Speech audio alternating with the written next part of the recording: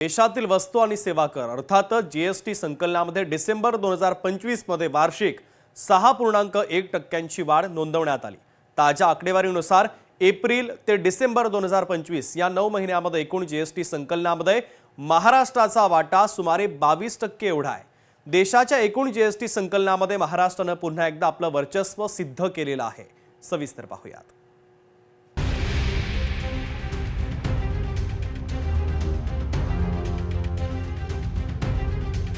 देशाच्या एकूण तिजोरीत 22% वाटा एकट्या महाराष्ट्राचा। देशाच्या एकूण जीएसटी संकलनात महाराष्ट्राचं वर्चस्व। डिसेंबर मध्ये देशाच्या जीएसटी महसुलात 6.1% वाढ। देशाच्या आर्थिक जडणघडणीत महाराष्ट्राचा मोठा हातभार। महाराष्ट्र मेला तरी राष्ट्र मेले, मराठ्याविना राष्ट्रगाडा न चाले, खरा वीरवैरी पराधीनतेचा महाराष्ट्र आधार या भारताचा। या स्वातंत्र्य सेनानी सेनापती बापट यांनी लिहिलेल्या ओळी आजही तेवढ्याच तंतोतंत खऱ्या ठरल्या। डिसेंबर 2025 मध्ये देशाच्या एकूण जीएसटी संकलनात महाराष्ट्रानं पुन्हा एकदा आपलं वर्चस्व सिद्ध केलं। देशाच्या एकूण तिजोरीत 22% वाटा एकट्या महाराष्ट्राचा असून डिसेंबर मध्ये देशाच्या जीएसटी महसुलात 6.1% वाढ झाली आहे।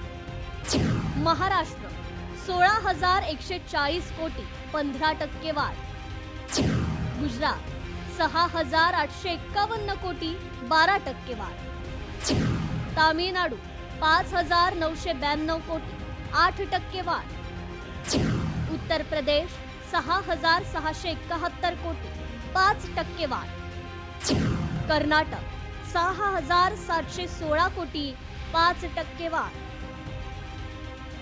सप्टेंबर 2025 मध्ये केंद्र सरकारनं 375 वस्तूंवरील जीएसटी दरात कपात केली। या कर कपातीमुळे सर्वसामान्यांना वस्तू स्वस्त मिळाल्या असल्या तरी त्याचा परिणाम कर संकलनाच्या गतीवर झाला।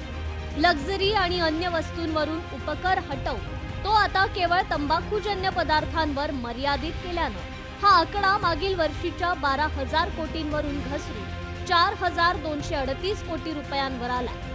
महाराष्ट्र राज्याकडून देशाला मिळणारं उत्पन्न नेहमीच जास्त राहिलंय, मात्र त्या तुलनेत आपल्याला आपला हिस्सा मिळत नाही। देशाची आर्थिक मजबूत करणाऱ्या राज्याची आर्थिक घडी अधिक बळकट करण्याची खरी जबाबदारी आता केंद्र सरकारची आहे। ब्युरो रिपोर्ट, लोकशाही मराठी, मुंबई। लोकशाही मराठी ऐका, पहा, जागरूक रहा।